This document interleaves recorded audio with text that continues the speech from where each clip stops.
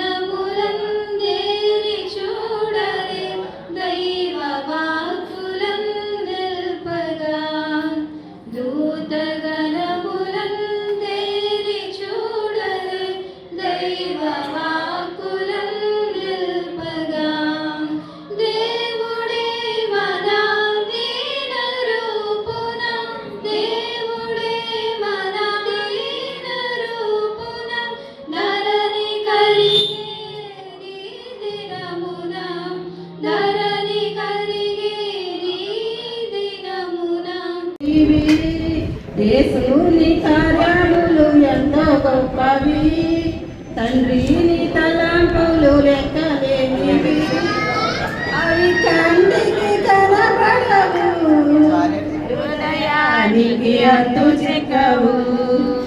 అవి కంటికి కనబడవు, హృదయానికి అంతు చిక్కవు.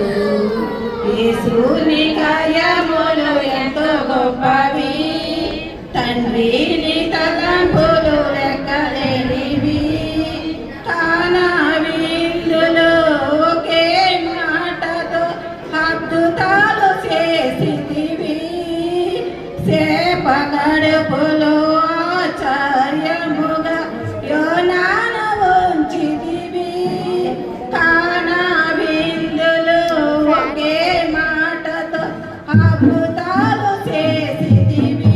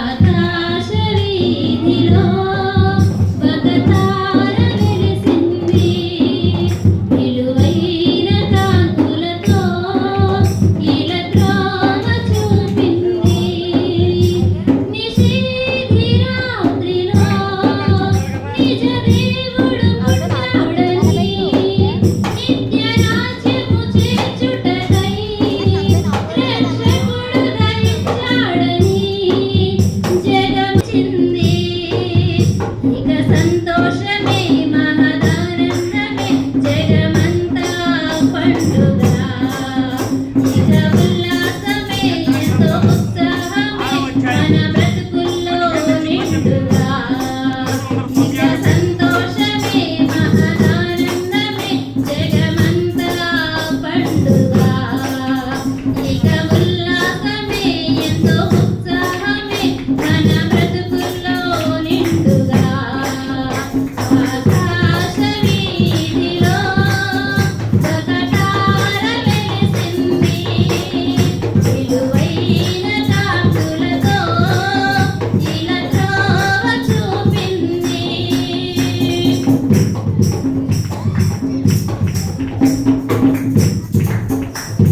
పరిశుద్ధాత్మతో జననం పవిత్రత నిదర్శనం పరమాత్ముని ఆగమనం పాపాత్ముల విమోచనం నీ కృపలే నీదే నీ దయలే నీదే క్షణమైన బ్రతుకలేనయా నీ కృపలే నీదే నీ దయలే నీదే క్షణమైన బ్రతుకలేనయా నేనేమై ఉన్ననో మాకేమున్ననో కేవలం నీ కృపే నేనేమై ఉన్ననో మాకేమున్ననో కేవలం నీ కృపే యేసయ్యా యేసయ్యా నీ కృప చాలయ్యా యేసయ్యా యేసయ్యా నీ కృప చాలయ్యా నీ కృపలే నీదే నీ దయలే నీదే క్షణమైన బ్రతుకలే నీదే నీ దయలే నీదే క్షణమైన బ్రతుకలేమయా నాశనకరమైన గోతి నుండి మమ్ములేవనెత్తినది నీ కృప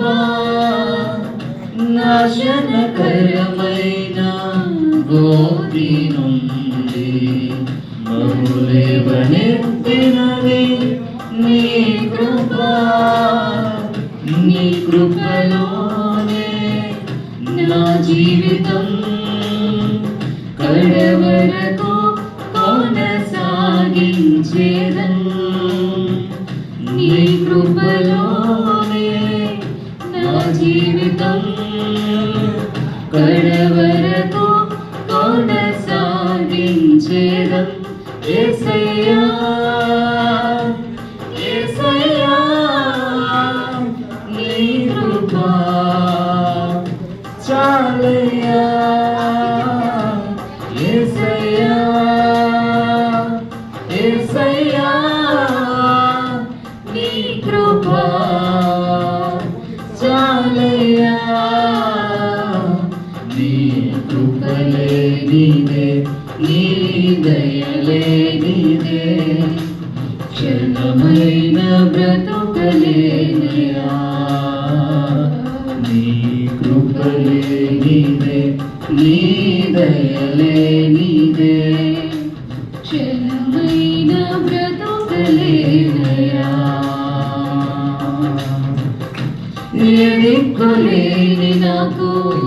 సర్వము నీవై ఆదరించినది నీ కృపా ఏ దిక్కులేని నాకు సర్వము నీవై ఆదరించినది నీ కృపా మట్టిరాని నాకు రాగము నీచి నీ కృపను చాటి ధన్యతనిచ్చావు మట్టిరాని నాకు రాగము నీచి నీ కృపను చాటి ధన్యతనిచ్చావు యేసయ్యా యేసయ్యా నీ కృపా చాలయ్యా యేసయ్యా యేసయ్యా నీ కృపా చాలయ్యా నీ కృపలే నీవే నీ దయలే నీవే క్షణమైన బ్రతుకలేనయా నీ కృపలే నీవే నీ దయలే నీవే క్షణమైన బ్రతుకలేనయా నేనేమై ఉన్ననో నాకేమున్ననో కేవలం నీ కృపే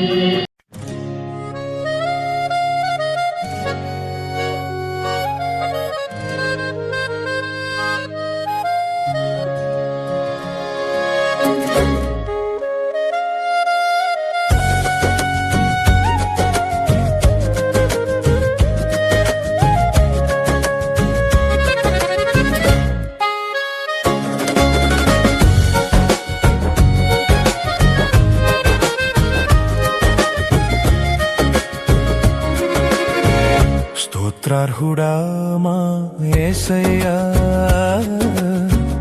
పూజార్హుడా మా యేసయ్యా స్తోత్రార్హుడా మా యేసయ్యా పూజార్హుడా మా యేసయ్యా తరతరములకు మా ఆశ్రయమా యుగ యుగములకు మా రారాజా యుగ యుగములకు మా రారాజా సాధ్యమే సాధ్యమే సమస్తము నీకు సాధ్యమే సాధ్యమే సాధ్యమే సమస్తము నీకు సాధ్యమే సాధ్యమే సాధ్యమే సమస్తము నీకు సాధ్యమే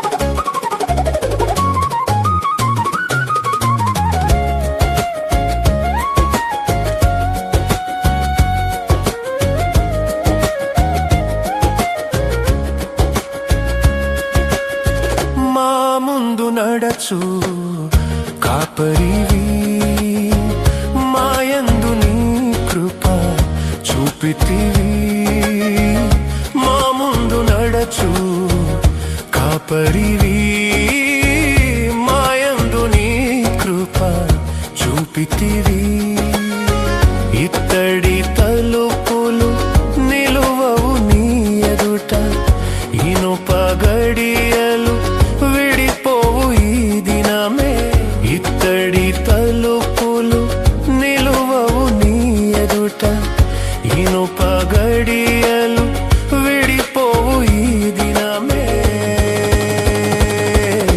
సాధ్యమే సాధ్యమే సమస్తము నీకు సాధ్యమే సాధ్యమే సాధ్యమే సమస్తము నీకు సాధ్యమే సాధ్యమే సాధ్యమే సమస్తము నీకు సాధ్యమే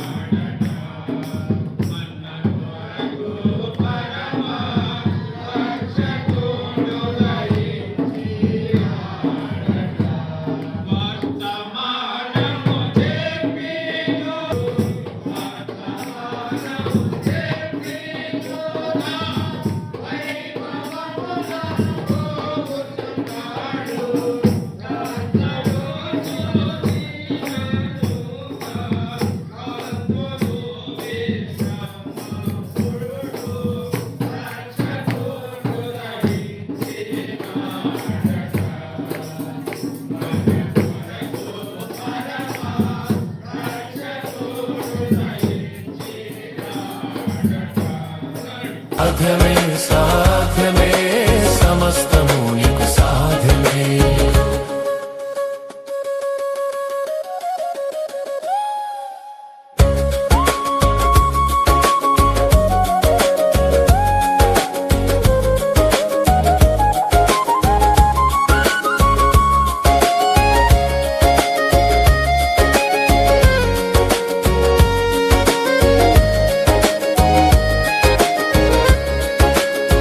లూకాసు వార్త 2వ అధ్యాయం 10-11 ఈ 2 వచనం చదువుదాం చూడండి.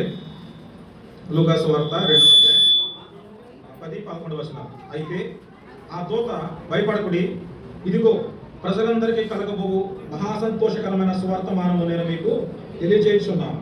దావీదు పట్టణమందు నేడు రక్షకుడు మీ కొరకు పుట్టి ఉన్నాడు, ఈయన ప్రభు అయిన క్రీస్తు. చిన్న ప్రార్థన చేసుకుందామండి. మాకు పంచిపెట్టి మీ ఆత్మ సహాయం మాకు దయచేయమని, మా కోసం ప్రాణం పెట్టి తిరిగి లేచిన ప్రభు యేసుక్రీస్తు సహాయం చేయమని అడిగి వేడుకుని ప్రార్థన చేయించున్నాం తండ్రి, ఆమేన్. మంచిదండి. యొక్క సందర్భంలో యేసుక్రీస్తు వారి యొక్క పుట్టుకను మనం జ్ఞాపకం చేసుకుంటూ ఉన్నాం. యేసుక్రీస్తు వారి పుట్టుక చాలా ప్రాముఖ్యమైనది. ఒక కుటుంబంలో ఒక కుమారుడు పుట్టాడు అనుకోండి, ఎవరికి ఆనందం? కుటుంబానికే ఆనందం. పిల్లలు లేని వారికి కొంతకాలం గ్యాప్ వచ్చి, అంటే వారికి పిల్లలు పుట్టకుండా కొంతకాలం ఉంటారు. తర్వాత పిల్లలు పుడితే కుటుంబ ఆనందానికి అవధులు ఉండవు. ఒక కుటుంబంలో పిల్లోడు పుడితే కుటుంబానికి ఆనందం, కానీ యేసుక్రీస్తు వారు పుట్టడం వల్ల ప్రపంచానికి ఆనందం. చూడండి, ఆ పదం ఇక్కడ చాలా స్పష్టంగా ఉంది. చూడండి, చూడండి, భయపడి ప్రజలందరికీ కలగబోవు మహాసంతోషకరమైన సువర్తమానం. మామూలు సంతోషం కాదు ఇది, మహాసంతోషకరమైన వర్తమానం. ఇప్పుడు ఇది యేసుక్రీస్తు వారు పుట్టడం, ఆ వార్త ప్రకటన చేయడం అంత ప్రాముఖ్యం. నిజం చెప్పాలంటే ఈ క్రిస్మస్ పుట్టుక అనేది ప్రపంచవ్యాప్తంగా చేసుకుంటారు. ఒక దేశానికో ఒక గ్రామానికో. మన భారతదేశం చూడండి, మనం బాగా చేసుకునే పండుగ ఇది లోకానుసారంగా సంక్రాంతి. పక్కనే తమిళనాడు వాళ్ళు చేసుకున్నది ఏంటి? దాదాపు సంక్రాంతి పొంగల్ అంటారు వాళ్ళు. అలా కేరళ వెళ్ళారనుకోండి, వాళ్ళకి వానం. ఇటు మన తెలంగాణ వెళ్ళారనుకోండి, వాళ్ళకి బోనాల పండుగ. ఒక్కొక్క స్టేట్కి ఒక పండుగ, కానీ ప్రపంచమంతా సెలబ్రేట్ చేసుకునేది ఒకే ఒక పండుగ, యేసుక్రీస్తు వారి యొక్క పుట్టుక. ఆ యొక్క అద్భుతమైన ఈ విధానం. అందుకే ప్రజలందరికీ మహాసంతోషకరమైన సువర్తమానం అని ఇక్కడ కొన్ని విషయాలు మనకి ఇక్కడ కనబడతా ఉన్నాయి. ఎవరెవరికి ఆనందం ఉందంటే, యేసుక్రీస్తు వారి పుట్టాక ముందు పరలోకంలో ఆనందం, ముందు భూమి మీద కాదు. యేసుక్రీస్తు వారి పుట్టాక మొదటగా ఆనందించిన వారు ఎవరు అంటే పరలోకంలో. ఒక దూత వెళ్ళి ఈ శుభవార్త ఎవరికి చెప్పాలని చూసినప్పుడు అక్కడ గొర్రెలు కాచుకునే వారు కనబడతారు. ఒక దూత మొదటగా గొర్రెలు కాచుకునే వారికి చెప్పాడు, ఇలాగ రక్షకుడు మీ కొరకు పుట్టాడని. తర్వాత ఆ దూతతో పాటు మరికొంతమంది దూతలు. ఒకసారి పదం చదువుదాం చూడండి. లూకాసు వార్త 2వ అధ్యాయం 9వ వచనం చూడండి. ప్రభు దూత వారి యొద్దకు వచ్చి నిలిచెను. ప్రభు మహిమ వారి చుట్టూ ప్రకాశించినందున వారు మిక్కిలి భయపడేది. అయితే ఆ దూత భయపడకుడి, ఇదిగో ప్రజలందరికీ కలుగుకోవు మహాసంతోషకరమైన సువర్తమానం నేను మీకు తెలియజేస్తున్నాము అని చెప్పిన తర్వాత ఇంకా కొంచెం కిందకి మనం చదివాం అనుకోండి. వెంటనే 13వ వచనం చూడండి. వెంటనే పరలోక సైన్య సమూహము ఆ దూతతో కూడా నుండి సర్వోన్నతమైన స్థలంలో దేవునికి మహిమయు ఆయనకి ఇష్టమైన మనుషులకు భూమి మీద సమాధానం కలుగును గాక అని దేవునికి ఏం చేశారు? చక్కగా స్తుతిగీత పాడారు. ఎవరు పాడిన వాళ్ళు? దేవదూతలు. భూమి మీద కాదు, క్రీస్తు పుట్టగా మొట్టమొదటిగా పరలోకంలో ఆనందం అయిపోయిన తర్వాత రెండవదిగా భూలోకంలో ఆనందం. భూలోకంలో ఎవరు ఆనందించారు? గొర్రెలు కాచుకున్న వారు వెళ్ళారు, స్తుతించారు ప్రభుని. జ్ఞానులు వెళ్ళారు, ప్రభుని స్తుతించారు. అలాగా వారితో ప్రారంభమయ్యి ప్రస్తుతం ప్రతి మానవుడు, అంటే ప్రభువుని ఎరిగిన ప్రతి వారు ఏం చేస్తున్నారు? ఇప్పుడు ఆనందపడాలి. ఇది 2000 సంవత్సరాల క్రితం చెప్పిన వార్త ఇప్పటికి ఇంకా కూడా మనం అనుసరిస్తాం. యేసుక్రీస్తు వారు పుట్టి 2020 సంవత్సరాలు అయింది ఈ రోజుకి. అంటే ఇన్ని సంవత్సరాలు కూడా ఒక వ్యక్తి పుట్టాడు అని సెలబ్రేట్ చేసుకుంటున్నాం. మరి ఎవరో లేరు ఈయన తప్ప. కాబట్టి ఇలాంటి సంతోషకర సువర్తమానంలో మనం ఉన్నాం. ఒక 3 విషయాలను జ్ఞాపకం చేస్తాను. ఒక 3 విషయాలు జ్ఞాపకం చేసి నేను విడిచిపెట్టాను. ఆయన ఎలా పుట్టాడు, యేసుక్రీస్తు వారు ఎలా పుట్టాడో ఒక 3 విషయాలు. మొదటిగా ప్రవచనాల ప్రకారం పుట్టాడు. ఒక వ్యక్తి పుట్టక ముందు ఈ వ్యక్తి ఎక్కడే పుట్టాలి, వాళ్ళ ఇంట్లోనే పుట్టాలి, వారి వంశంలోనే పుట్టాలని ఎవరికి తెలియదు.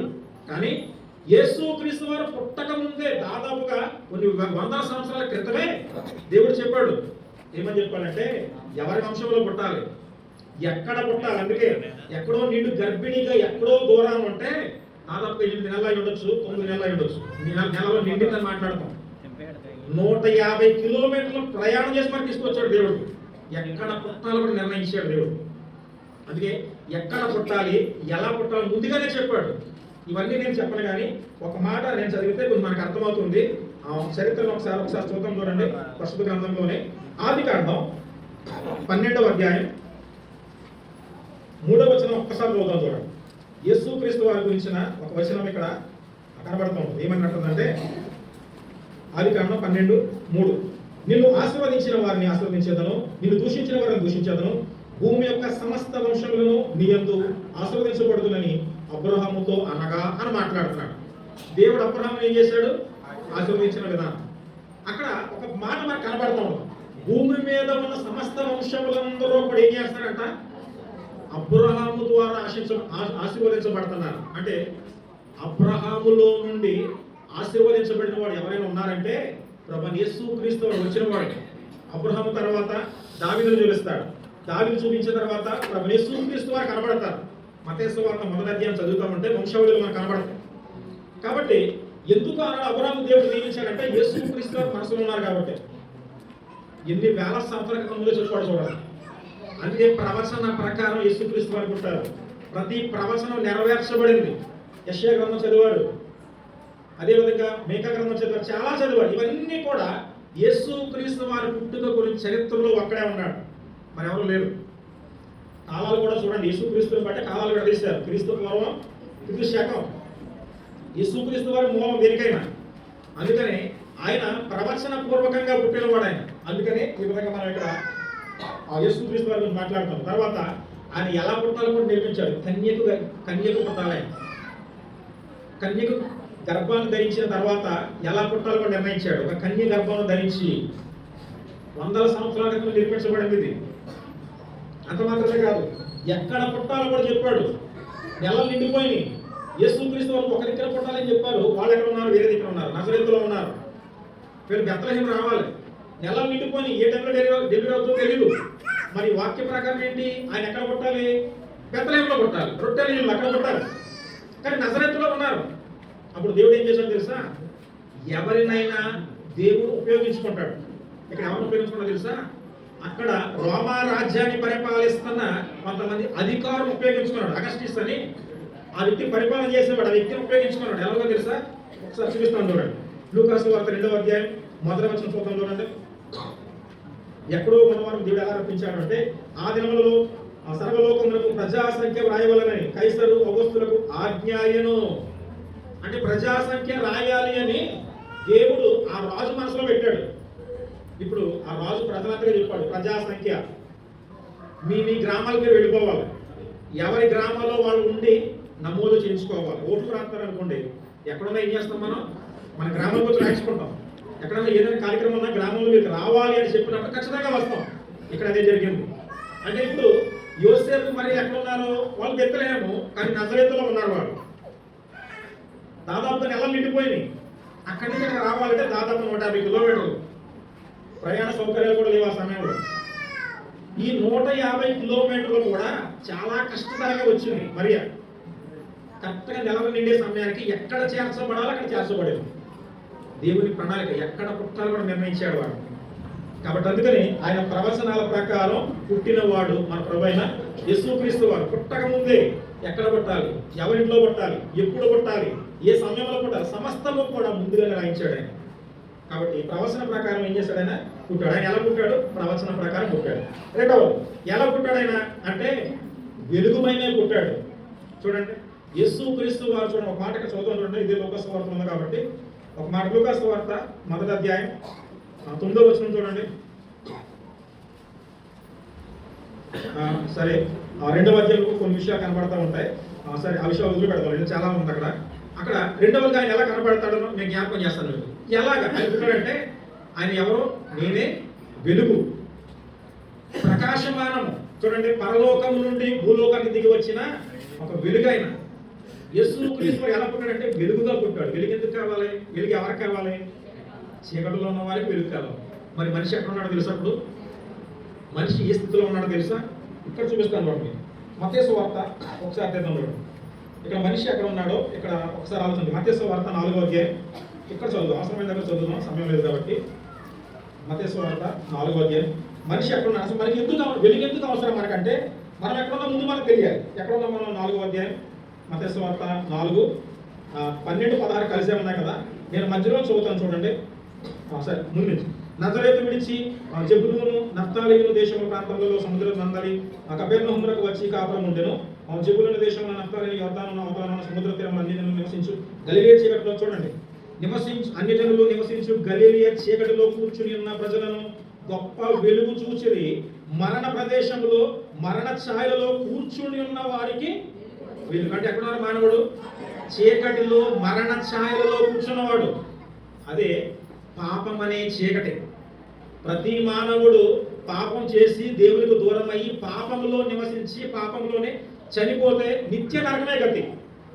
ఇలాంటి వాడు నరకానికి వెళ్ళకుండా ఉండాలని చీకటిలో బ్రతికే వాడికి ఒక చిరు దివ్య ఒక వెలుగు, అది మన ప్రభువైన. అందుకే పుట్టాడు ఆయన. అందుకే ఆయన వెలుగు, ప్రకాశించే వెలుగు. ఆ వెలుగును గ్రహించి కొందరే వచ్చారు. మిగిలిన వారు ఇంకా గుడ్డిగానే ఉండి వెలుగును గ్రహించలేకపోతున్నారు. లేఖనాలు చెప్తా ఉంటాడు, వారు వెలుగు సంబంధులుగా ఉండాలనుకుంటారు, వెలుగు సంబంధులు కాదు. వెలుగు ఎందుకు అవసరం మనకి? చీకటిలో పాప జీవితం ఉన్న వారికి వెలుగు అవసరం. అందుకని యేసుక్రీస్తు వారు ఏం చేశాడు? ఆ వెలుగులోకి వచ్చాడు. ఆ వెలుగు భూమి మీదకి వచ్చింది. ఇది రెండవదిగా. మూడో మాట కూడా చూపిస్తాను చూడండి. మూడో మాట ఏంటంటే లూకా సువార్త 2వ అధ్యాయం 11 చదువుతాం చూడండి. లూకా సువార్త 2:11. దావీదు పట్టణమందు నేడు రక్షకుడు ఎవరి కొరకు పుట్టాడట? ఎవరి కొరకు? లేఖనాలు ఇచ్చినప్పుడు మీ కొరకు. ఇప్పుడు మనం ఏమనుకోవాలి? అంతమానం క్రీస్తునేడు పుట్టేమో, క్రిస్మస్ కాదు మనం చేసుకోవడం కాదు. ఇప్పుడు నాలో పుట్టానని చెప్పాలి. ఎవరిలో పుట్టాలి? 2 సంవత్సరాలు అయిపోయింది. ప్రతి సంవత్సరం చేసుకుంటున్నాం, వెళ్ళిపోతాం, వెళ్ళిపోతుంది. కానీ మనలో పుడతలేదు. బయట పుడుతున్నాడు. లోక ఆనందాన్ని బట్టి మనం కూడా ఉంటున్నాం, కానీ మనలో పుట్ట మాత్రం బయటికి వెళ్ళిపోతున్నాడు. మనలో పుట్టాలి. మన కోసం పుట్టాడు, అది గుర్తించాలి ముందు మనం. అని ఎలా వచ్చాడు? రక్షకుడు, లోక రక్షకుడు మన కోసం పుట్టాడు, నా కోసం పుట్టాడు. ఎందుకు పుట్టాడు? నా జీవితం ఏంటి? చీకటి జీవితం, పాప జీవితం. చీకటిలో బ్రతికేవాడిని. ఈ చీకటిలో ఉన్నవాడు ఏ మూలకి వెళ్తాడో తెలియదు, ఏ గుణంలో పడతాడో తెలియదు. వెలుగులో ఉన్నవాడు తెలుస్తుంది నేను ముందుకెళ్తే దారంతో. అందుకే అనుకుంటాడు ఆయన ముందుగా వచ్చాడు, ఒక వెలుగును వెలిగించాడు, తెలుస్తుంది వెలుగు ఏదో చీకటి ఏదో. కాబట్టి మనమందరం కూడా నా కొరకు పుట్టాడని ఇప్పుడు మనమందరం ఏం చేయాలి? విశ్వాసం ఉంచాలి. గొర్రెల కాసుకున్న వారు ఏం చేయాలి తెలుసా? ఒక దూత చెప్పగా వాళ్ళు మొత్తం నమ్మారు, భయపడిపోయారు. ముందు భయపడతా చెప్పాడు దూత, నమ్మారు, విశ్వాసం ఉంచారు, వెళ్ళారు. మనం కూడా ఇప్పుడు దూతలు ఎవరు రారు. దేవుని సేవకుల ద్వారా దేవుడు మాట్లాడుతూ ఉంటాడు. మాట్లాడినప్పుడు కొన్ని మాటలు మాట్లాడుతున్నప్పుడు మనం ఏం చేయాలి? వినాలి. తర్వాత ఏం చేయాలి? విశ్వాసం ఉంచాలి. ఆ జ్ఞానుల ప్లేస్లో మనం ఉన్నామని కూడా మనం నమ్మం.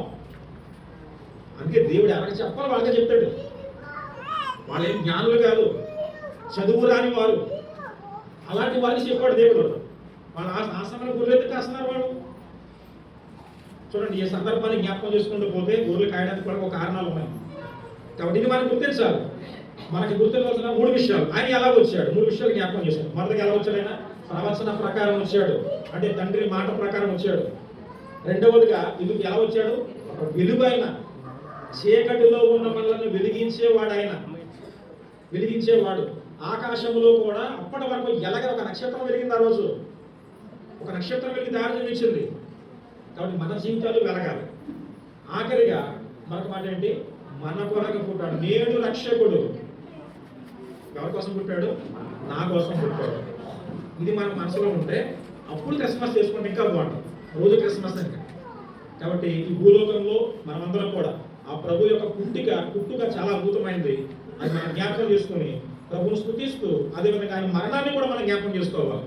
ఆయన పుట్టింది మరణించడానికే, ఏదో రాజ్యాన్ని ఆడడానికి కాదు, పరిపాలన చేయడానికి కాదు, మరణించడానికి పుట్టాడే. మన పాపాలు తీయడానికి పుట్టాడే. కాబట్టి అది మనకు గుర్తిందాం. ఆయన పుట్టినరోజు సంతోషంగా చెప్పండి ఏమీ లేదు. కానీ దానికంటే ముందు పుట్టుక వెనకాల ఉన్న ఆ మరణం తెలియాలి. దేనికని? మన కోసం, మన పాపాలు తీయడానికి ఆయన మరణించినవాడు, మనల్ని వెలుగులో నడిపించడానికి వచ్చినవాడు. కాబట్టి ఈ రీతిగా మనమందరం ఇంకా చీకటిలో ఉన్నవారు చాలా మంది ఉన్నారు, చీకటిలో జీవించేవారు చాలా మంది ఉన్నారు. జాగ్రత్త, ఏ సమయంలో ఏం జరుగుతుందో కూడా తెలియని రోజులు మనకి. కాబట్టి వెలుగులోకి రండి, నా కోసం పుట్టాలని క్రీస్తుని అంగీకరించండి. మన హృదయంలో పుట్టాలి ఈ రోజు. కాబట్టి ఆ రీతిగా మన హృదయంలో ప్రభువుకు స్థానం ఇద్దాం, ప్రభువును స్తుతిద్దాం. హృదయపూర్వక ప్రభువుని స్తుతిస్తూ ముందుకు సాగుదాం. అందరూ కూడా వందనాలు. చిన్న ప్రార్థన. ప్రేమ గల మా తండ్రి, పరిశుద్ధులకు మా దేవ, మీకు స్తోత్రం చెల్లించుకుంటున్నాం. కానీ మీరు ఎందుకు పుట్టారో నేను ఒకసారి జ్ఞాపకం చేసుకున్నాం నాయన. ప్రవచన ప్రకారమే పుట్టారు నాయన. అదేవిధంగా మీరు వెలుగుగా భూలోకానికి దిగివచ్చారు, రక్షకుడిగా భూలోకానికి దిగివచ్చినప్పుడు నా వెలుగుని మేము అర్థం చేసుకుని, మీరు నిజమైన రక్షకుని మేము అర్థం చేసుకుని, మా హృదయంలో మీకు స్థానం ఇచ్చే విధంగా మా హృదయాలు ప్రేరేపించి ముందుకు నడిపించమని, మా కోసం ప్రాణం పెట్టి తిరిగి లేచిన ప్రభు యేసుక్రీస్తును సహాయం చేయమని అడిగి వేడుకొని ప్రార్థన చేయొచ్చు నా తండ్రి. ఆమేన్.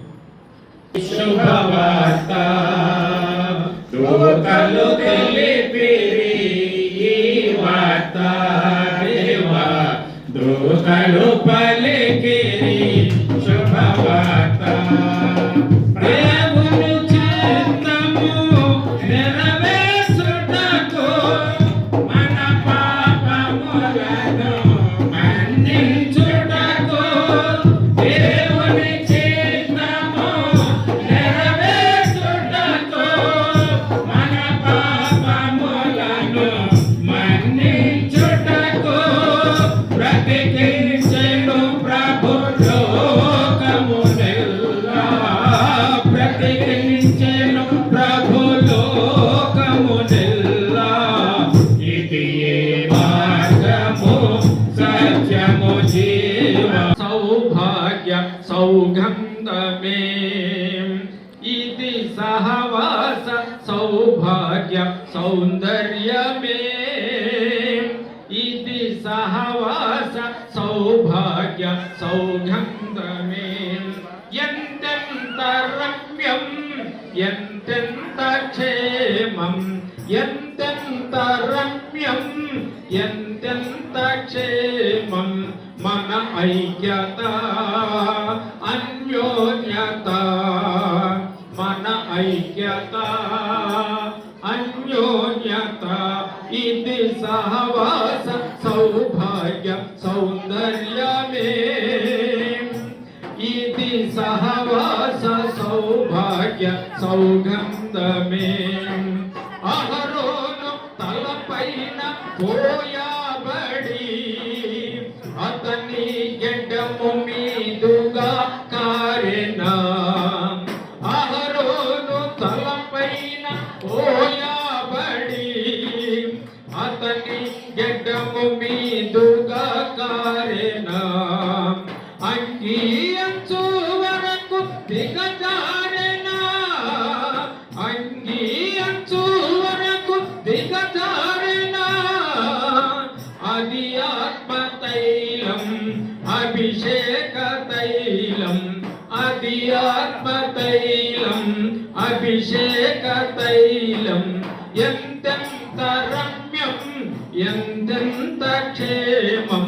కాలమంతా ప్రభుని కృతజ్ఞతతో స్తుతింతున్, ఆయుష్కాలమంతా ప్రభుని కృతజ్ఞతతో స్తుతింతున్. కృపలను తలంచుచు ఆయుష్కాలమంతా ప్రభుని కృతజ్ఞతతో స్తుతింతున్. మిమ్ము ముట్టిన వాడు నా కంటి పాపను, మిమ్ము ముట్టిన వాడు నా కంటి పాపను, ముట్టునని సెల వీచిన దేవుడు, ముట్టునని సెల వీచిన దేవుడు. కాచెను గత కాలం నన్ను, కాచెను గత కాలం. కృపలను తలంచుచు ఆయుష్కాలమంతా ప్రభుని కృతజ్ఞతతో స్తుతింతున్.